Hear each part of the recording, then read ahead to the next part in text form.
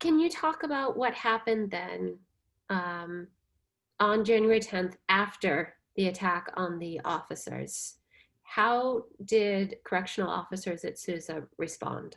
So the immediate effect was to transfer the people that were involved to a different prison, or maybe more than one prison. I know of a number of people were transferred to MCI Concord. And so the people that remained had nothing to do with the assault on January 10th, but they were retaliated against over and over and over throughout the month of January, which is when the attorneys were locked out.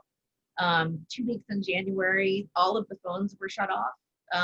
So prisoners couldn't call anybody. Their email access was cut off. We were not allowed to visit at all. Towards the end of the month, a few people were let in for non-contact visits, but so we were kept out. During the time period in which we were kept out, the tactical teams came in and they removed their name tags, and they came in from prisons all over the place. So a lot of the prisoners there had no idea who these men were. And they came through and they did this planned institutional search throughout the entire prison. And they would come in and they'd move everybody in the unit to the gym.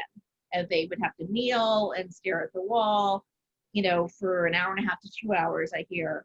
And then they were brought back to their cell blocks, sometimes to a different cell. And by the time they got there, all of their belongings had been removed. So everybody's just wearing boxers and t-shirts and shower shoes. During the course of those searches, which most of them took place January 20th, 25th, there were dozens of assaults by COs on prisoners. And they didn't comply with any of their own regulations or policies. One of the big ones is that when the tactical teams are out there, these guys, they have weapons.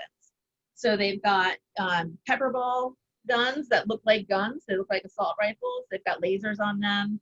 They have tasers that have lasers on them. They have these gloves that really, give you a beating. And, they've got handcuffs and different sorts of devices.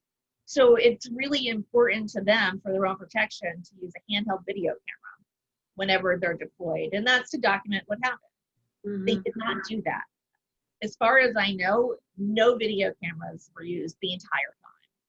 Photographs are required to be taken of any injuries. No photographs were taken.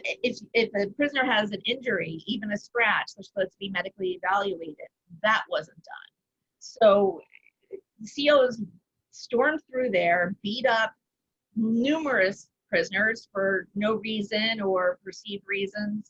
Heard a lot of racist slurs being thrown around, some really horrible injuries. At least I think 4 or 5 were brought to the hospital because of injuries inflicted by COs.